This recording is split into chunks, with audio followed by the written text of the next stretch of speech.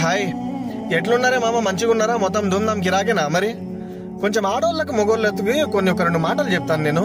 ఈ మధ్య ఒక పెద్ద మనిషి మన తెలుగతనే కోవిడ్లో 27 సంవత్సరాలు చేసి ఇండియాకి వెళ్ళిపోయాడు. ఎంతో 7 సంవత్సరాల్లో బాగానే సంపాదించుకున్నాడు. ఇండియాకి వెళ్ళి ఒక ఇంటర్వ్యూ ఇచ్చాడు.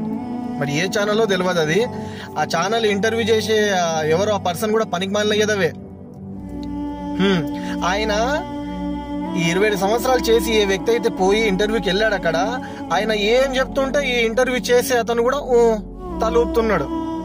ఓరయ్యా, ఇంటర్వ్యూ మంచిగానే తీసుకున్నావు, ఇప్పుడు అది ఏదో యూట్యూబ్ ఛానల్లో పెడతావు, తెలుగు రాష్ట్రాల్లో బాగా తిరుగుతుంది. ఆయన ఏమేం మాట్లాడిండు తెలుసా అక్కడ ఇంటర్వ్యూలో?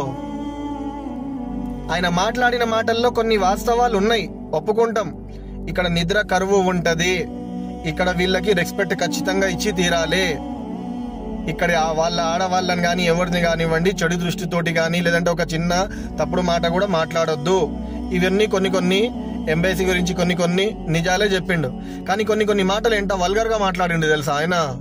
ఎగ్జాంపుల్ కి ఆయన ఏమంటున్నాడంటే, కోవిడ్ కి వెళ్ళిన ఆడది అక్కడ పనిచేసే అరబీ వాళ్ళ ఇంట్లో అక్కడి మొగోళ్ళు వయసుతోటి తేడా లేకుండా చిన్న పిల్లోడైనా మొగోడైనా పెద్దోడైనా ముసలోడైనా ఆ ఇంట్లో పనిచేసే పని మనిషిని వాడేస్తారు అంటున్నాడు.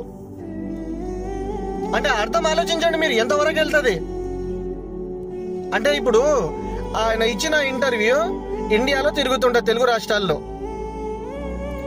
ఏ ఫ్యామిలీకో సంబంధించిన ఒక ఆడది ఇక్కడ ఉంటదబ్బా, వాళ్ళ మైండ్ల పైన ఏం ప్రభావం పడుతుంది?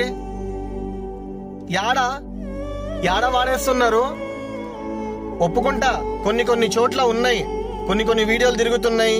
ఎట్లా అనంటే, ఒక పని మనిషి ఇంట్లో పనిచేస్తున్నప్పుడు ఒక పెద్ద వయసు అతను అరవై తను ఏదో ఇట్లా అనడము, ఇలాంటివి కొన్ని ఇళ్లలో టార్చర్ ఉంది, నేను కాదనను, ఒప్పుకుంటా. కానీ కోయత్ మొత్తం అట్లే ఉందా? మన చెల్లెళ్ళు లేదంటే మన ఫ్యామిలీ వాళ్ళు చేస్తున్న ఇల్లు బాగాలేవు, అని ఎవరు ఏం మాట్లాడట్లేదు అంటే ఏం ఫరక్ పడదా? ఒక్కటి చెప్తున్నా, బాగా గుర్తుపెట్టుకోండి. ఆ ఇంటర్వ్యూ మొత్తం చూడండి మీరు. మీ మొత్తం ఇంటర్వ్యూ విన్నాక మీ మనసాక్షి ఏమంటదో అప్పుడు మీరే వీడియో పెడతారు. మీ కంటి ముందుకు రాలేదేమో కదా ఇంటర్వ్యూ, చూడండి ఒకసారి. కోవిడ్ లో చేసే ప్రతి మగాడంట ఖచ్చితంగా తప్పు చేసే తీరుతాడంట. ఇక్కడ కొంతమంది మొగోళ్ళు ఎట్లున్నారు తెలుసా? పనిచేయనికి వచ్చిన వాళ్ళు, అది ఏ పనైనా కానివ్వండి, కోవిడ్ లో పనిచేయనికి వచ్చిన వాళ్ళ గురించి చెప్తున్నా. కంటితోటి చూసి చెవులతోటి విన్నాను కాబట్టి చూసి చెప్తున్నా. నా ఈ 10 సంవత్సరాల ఎక్స్పీరియన్స్ లో ఈ కోవిడ్ లో బిర్యానీ తింటే ఎక్కడ 2 దినార్లు అయిపోతాయి అని ఒట్టి హొబ్బుస్ తిని కూడా పడుకునే మొగోళ్ళు కూడా ఉన్నారు ఇడ. తెలుసో తెలియదో, ప్రతి మొగోడు ప్రతి ఆడది ప్రతి మొగోడు కోవిడ్ లో ఉండే ప్రతి ఆడ మగ గాలికి తెగిన గాలిపటాలు ఎవరు లేరు ఇక్కడ.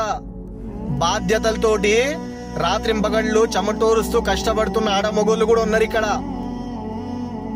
ఆ పెద్ద మనిషి ఎంత బాగా చెప్పేస్తున్నాడంటే, అయిపోయింది, ఈ కోవిడ్ లో ఉన్న వాళ్ళందరినీ ఈయన దత్తత తీసుకున్నాడు, ఈయననే పోషిస్తున్నాడు, కోవిడ్ లో ఉన్న ప్రతి ఆడది మొగోడు వ్యభిచారులు అన్నట్టే ఆయన ముద్ర వేసేసినట్టు మాట్లాడుతున్నాడు ఆన్ ఇంటర్వ్యూ. ఆ ఇంటర్వ్యూ చేసేవాడేమో తలుపుతున్నాడు. చూడండి ఒకసారి ఆ ఇంటర్వ్యూ. ఏం స్వామి, భూగోళం పైన మొత్తం ఏ ఒక దేశమైన పాలతో కడిగిన ముత్యం లాగుందా? ఏ మన దేశంలో జరగట్లే బలాత్కారాలు, అత్యాచారాలు? ఇక్కడ కూడా కొంతమంది చెడ్డోళ్ళు ఉన్నారు. ఆ కొంతమంది నన్ను వాడితే పర్వాలేదు. ఆయన ఆ కోవిడ్ లో ఉన్నోళ్ళందరూ, కోవిడ్ కి పనిచేయనికి పోయిన వాళ్ళందరూ అంటే ఇదెక్కడి సమంజసం స్వామి?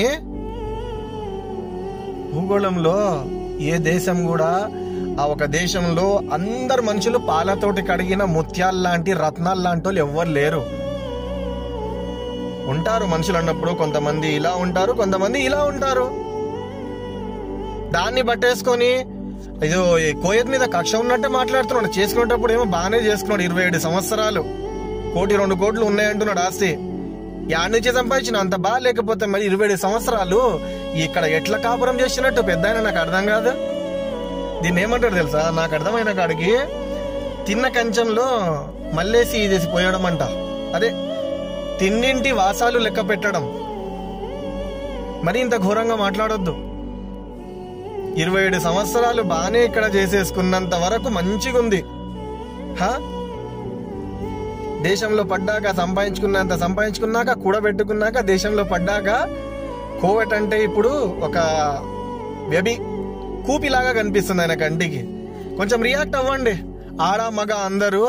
ఆ ఇంటర్వ్యూ కొంచెం బాగా చూడండి, మీకు బల్బు వెలుగుతుంది. ఆయన మాటలు ఎంత లోతు వరకు దిగుతున్నాయో.